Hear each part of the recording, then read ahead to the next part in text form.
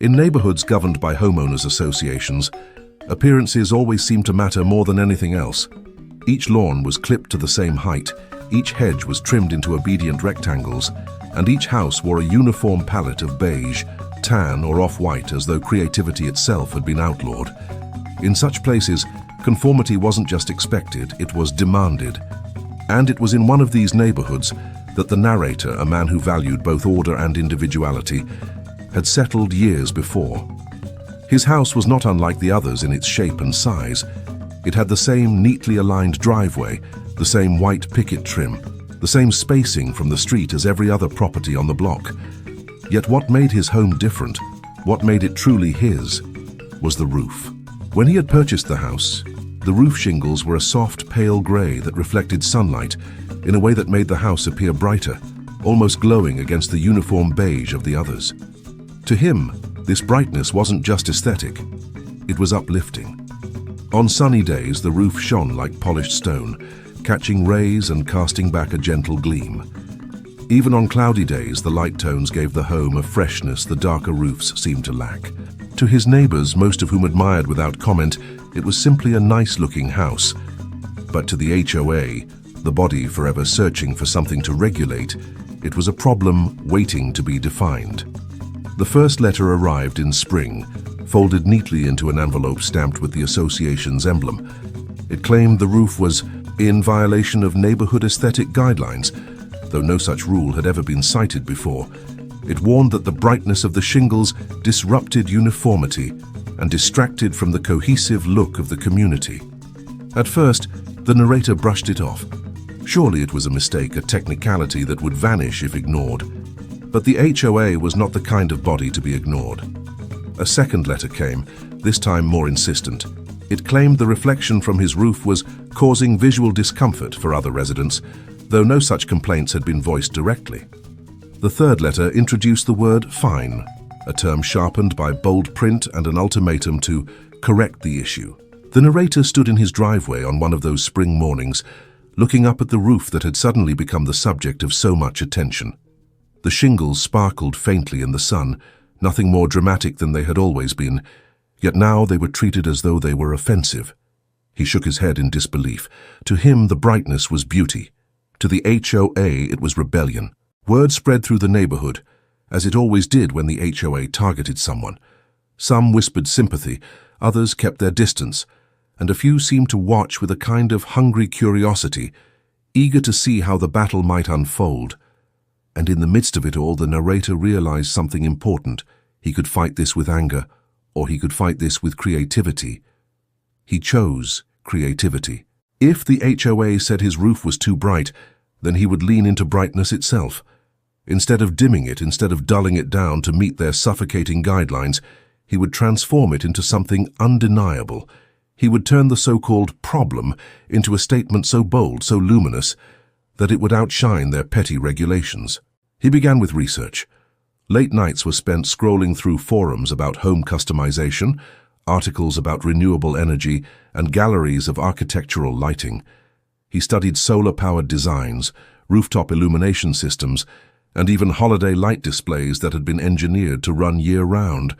The idea that grew inside him was both simple and audacious. If they thought his roof was too bright now, what would they say when it was covered in solar lights? Spring melted into early summer, and with it came shipments of materials. Boxes stacked in his garage held strands of weatherproof solar-powered LEDs, each designed to capture daylight and release it in dazzling brilliance after sunset. Specialized panels were tucked into carefully chosen spots along the eaves to maximize energy collection. Mounting brackets, waterproof casings, and programmable timers were prepared like tools of a carefully planned rebellion. Installation was no small task. For weeks, the narrator climbed ladders, braved heat and sun, and worked methodically across the surface of his roof. The lights were laid in neat, deliberate rows, blending so seamlessly into the shingles during the day that few could tell what he was doing. But at night, when the timers clicked on, the transformation was revealed. The first evening, the lights came alive. The house glowed like a beacon. A soft cascade of light ran across the shingles, tracing their angles in shimmering outlines. At first, it was subtle, a glow that made the home look as though it had captured the last rays of sunset. But as the system fully powered, the roof blazed with controlled brilliance, hundreds of solar lights working together to create a spectacle. From the street it was breathtaking. Children on bicycles stopped to gape, their faces lit by the glow. Couples out on evening walks paused to point. Cars slowed as they passed, drivers craning their necks to take in the sight. The home was no longer just a house. It was a landmark, a dazzling jewel set against the uniform darkness of the block. And yet not everyone was pleased. Curtains twitched. Whispers grew louder. Karen, the self-proclaimed enforcer of HOA purity on the street, was seen glaring from her porch, phone pressed to her ear as she no doubt documented this latest offense. The HOA letters came swiftly after, escalating in severity. They claimed the lights were excessive, a disruption to neighborhood tranquility, and even a potential hazard. But the narrator knew something they didn't. The system was fully compliant with safety codes, fully powered by renewable energy, and fully his to enjoy. The complaints only fueled him. Over the next weeks he expanded the design. Timers were programmed to shift patterns. Sometimes the lights pulsed softly like waves of moonlight. Other times they shimmered in star-like clusters. For holidays, he introduced colors, painting the rooftop in festive reds, greens, or golds. Soon, what had been a quiet rebellion became a community spectacle. Families brought their children to watch the rooftop displays. Neighbors began posting photos on social media, calling it the Shining House and tagging it as a local attraction. News spread beyond the block, drawing visitors from nearby streets. Even a local blogger featured the home in an article titled "The Dazzling Roof That Defied the HOA." For the narrator, it was vindication. What had begun as a petty complaint about brightness had blossomed into a celebration of light, creativity, and individuality. Yet in the back of his mind, he knew the HOA wasn't finished. Each letter they sent grew more desperate, more aggressive. Karen's scowls grew sharper, and whispers hinted at meetings being held, strategies being planned. The narrator looked up at his glowing roof one night, the lights shimmering like a crown above his home, and smiled. He had won the first battle, but in neighborhoods ruled by rules and egos, peace was never permanent, and as summer stretched on, it became clear the real fight had only just begun. The tension between the homeowner and the HOA had reached a level that seemed to consume every corner of the neighborhood. What had started as a complaint about a supposedly too bright roof had transformed into a test of patience, creativity, and stubborn willpower. After the homeowner installed solar lights across his rooftop in defiance, the neighborhood was no longer just an ordinary suburban development. It had become a stage for something far bigger, a battle between the rigidity of an HOA and the resilience of someone determined not to be pushed around. At first, the solar lights were seen as a minor act of rebellion. Some neighbors smirked at the idea, assuming the glow would fade after a few nights of novelty. But as evening after evening passed, the rooftop display only grew more mesmerizing. The lights twinkled with precision, their solar-powered energy ensuring they never dimmed completely. The house began to stand out from blocks away, serving as a glowing landmark in an otherwise uniform sea of rooftops. Children tugged at their parents' hands, asking to take evening walks just to pass by and watch the lights. Families would slow their cars while driving home, rolling down windows to admire the shimmer that danced across shingles and beams. The once ordinary roof had become the talk of the neighborhood, and for many, it was a source of unexpected delight. But for the HOA, it was nothing short of a nightmare. Letters began arriving with a frequency that bordered on harassment. Each envelope carried the same underlying tone: remove the lights, conform to the guidelines, restore the neighborhood's aesthetic balance. The homeowner, however, was unmoved. The lights were solar, clean, renewable, and installed with safety in mind. More importantly, they symbolized something larger, an unwillingness to bend to arbitrary rules designed to strip individuality from every property. As the weeks went on, the HOA escalated. Threats of fines became warnings of legal action. The board sent inspectors to take photographs, each one carefully documenting the display as though it were a crime scene. But every attempt to break the resolve of the homeowner was met with quiet determination. Instead of taking down the lights, he expanded them. Soon, patterns emerged across the rooftop. The lights no longer shone in simple lines, but now rippled in waves, glowed in shapes, and shifted colors depending on the evening. What had been a roof lined with simple brightness became a living canvas of solar-powered art. One night it resembled a field of stars. Another, it shone in golden tones that mirrored a sunrise. By the end of the month, the display could be programmed to shift through entire sequences, dazzling anyone who watched. The HOA board members fumed.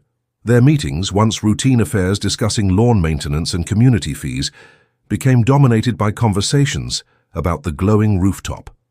Some members argued it was an eyesore, a gaudy spectacle that diminished property values. Others, secretly impressed though unwilling to admit it, argued it might be best to ignore the display rather than continue drawing attention to it. But their president, a figure as rigid as concrete, refused to back down. The lights had to go no matter the cost. Meanwhile, the community was quietly shifting. The homeowner had unwittingly become a symbol of defiance, and others began to push back against smaller HOA rules as well. Residents who had once quietly trimmed their lawns out of fear of fines now began planting flowers in vibrant colors that stretched beyond the accepted palette. A few even installed their own small solar fixtures in their yards, inspired by the rooftop glow. The neighborhood, once so rigidly controlled, began to breathe with creativity. But the HOA doubled down. They announced a hearing, demanding the homeowner appear to face formal disciplinary action.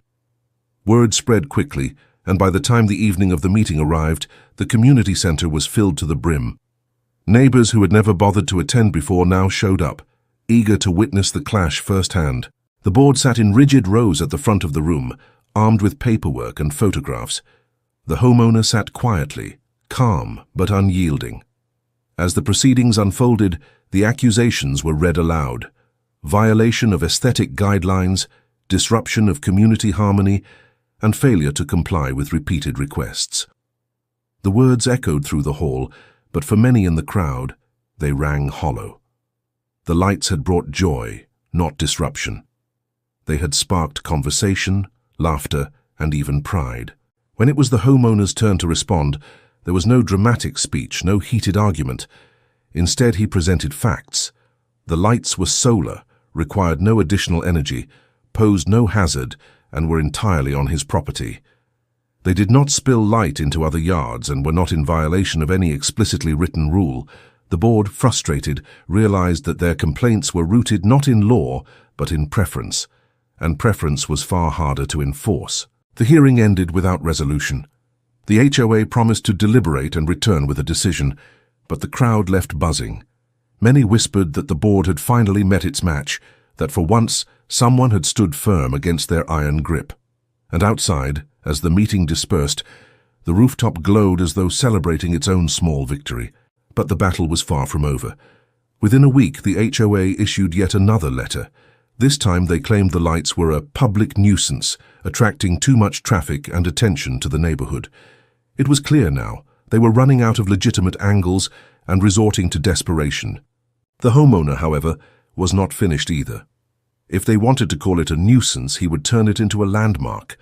He began networking with local organizations, reaching out to renewable energy groups, environmental advocates, and even tourism pages. Soon the story spread beyond the subdivision. Newspapers picked it up, marveling at the creativity of a solar-lit roof in the midst of community conflict.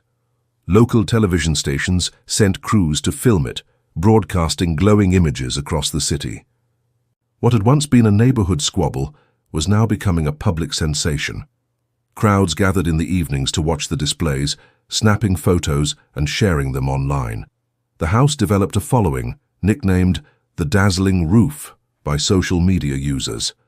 Hashtags spread, and videos of the glowing rooftop racked up thousands of views. The HOA, desperate to regain control, threatened legal proceedings. They sent their harshest warnings yet, demanding immediate compliance.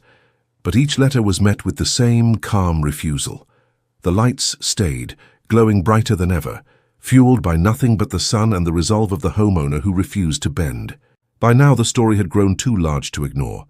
News outlets ran segments, portraying the battle as a clash between individuality and bureaucracy. Commentators debated whether HOAs had too much power and whether rules designed for order had gone too far in stripping away freedom. The homeowner had never intended to start a movement, but one had begun nonetheless. What started as a complaint about brightness had become a test of autonomy, a symbol of resistance against overreach. The neighborhood was divided, some still clinging to order, others embracing the new wave of creativity. But one thing was certain: the rooftop had become more than just a display. It was a beacon, and as the homeowner looked out over the glowing lights one quiet evening, he knew the battle was heading toward its peak. The HOA was preparing to strike back harder than ever, but the world was now watching. What began as a private fight was now a public spectacle, and neither side seemed willing to back down. The stage was set for a final confrontation, one that would determine not just the fate of the rooftop, but the spirit of the entire neighborhood. The lights that danced across the rooftop had long since outgrown their role as a simple act of defiance. By now they were a spectacle, a landmark, and for many, a symbol of resistance. Yet the homeowner knew that every evening the solar-powered glow shone above his house. It also cast a long shadow across the HOA's authority. What had once been a neighborhood dispute was now a matter of pride for both sides, and as the battle escalated, it became clear that neither would give in quietly.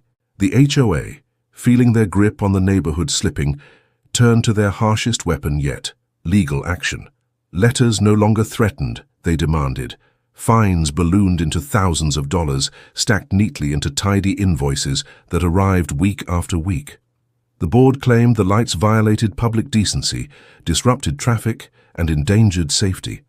They even suggested that the attraction drew too many outsiders into the neighborhood, jeopardizing the community's privacy and security.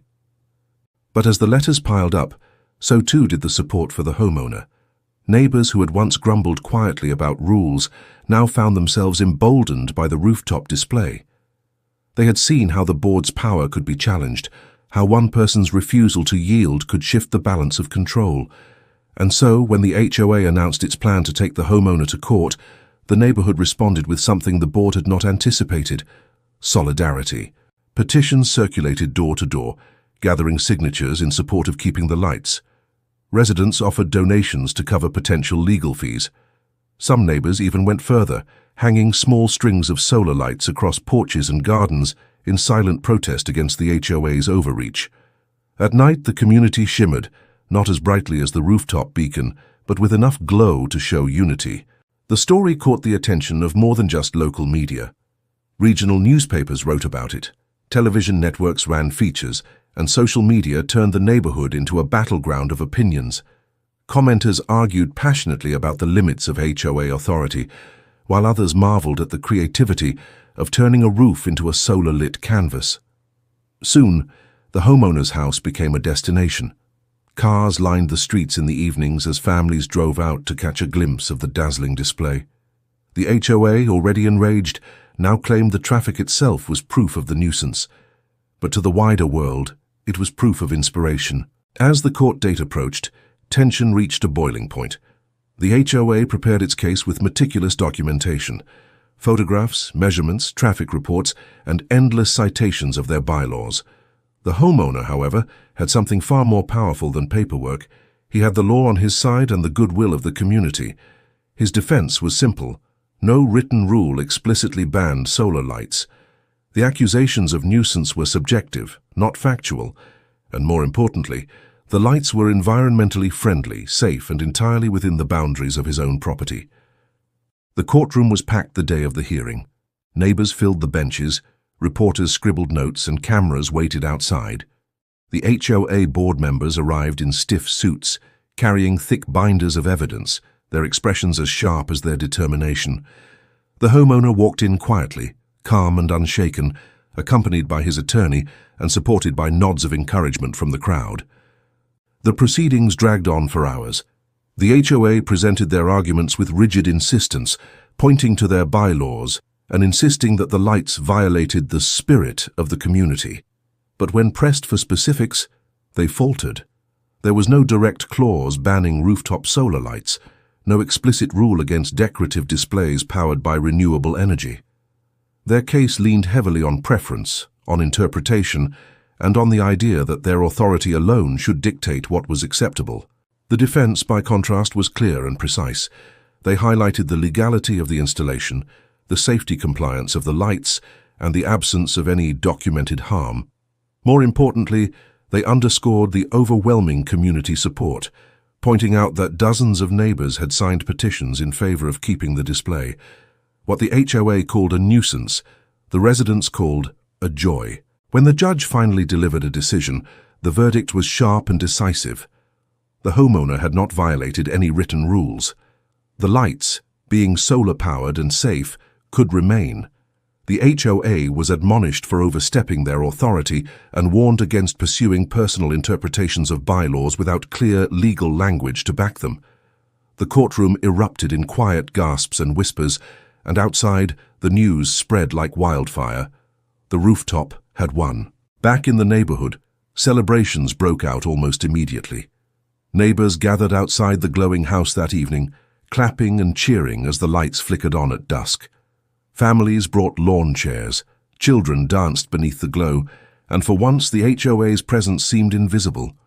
The house that had once been branded as disruptive was now embraced as a beacon of victory. But the story did not end there. In the weeks that followed, the homeowner decided to take things further, not out of spite, but as a gesture of creativity and community. If the lights had become a symbol, then they should be used for more than defiance. He partnered with local organizations, turning the rooftop into a living art installation. Patterns were designed to mark holidays, community events, and even charitable causes. One week, the lights pulsed in pink for breast cancer awareness. Another, they rippled in red, white, and blue for Independence Day.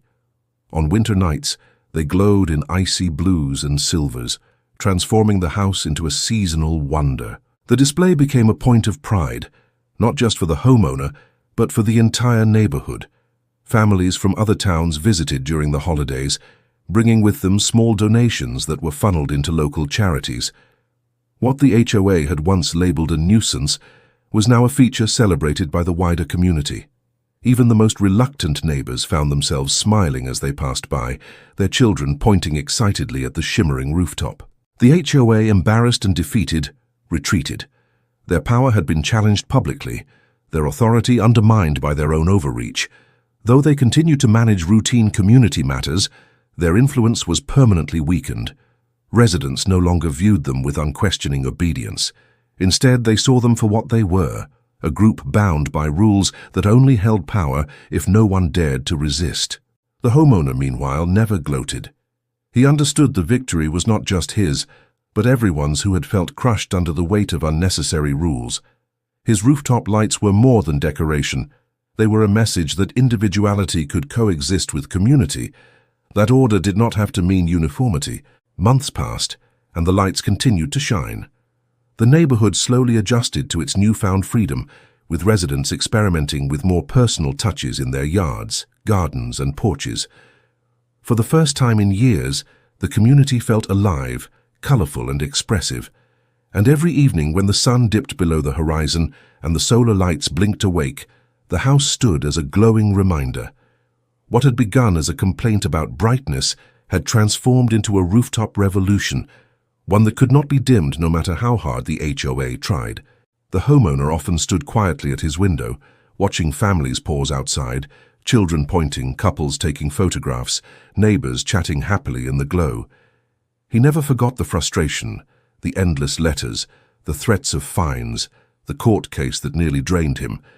But he also never forgot the joy, the solidarity, and the triumph that followed. It was more than just a victory over an HOA. It was proof that creativity, persistence, and resilience could outshine even the most rigid rules. The dazzling rooftop, once branded as a problem, had become a masterpiece of light, community, and freedom. And in the quiet moments when the house glowed against the night sky, it was clear. This was not just a roof, it was a beacon, and its glow would endure far longer than the pettiness that had tried to extinguish it.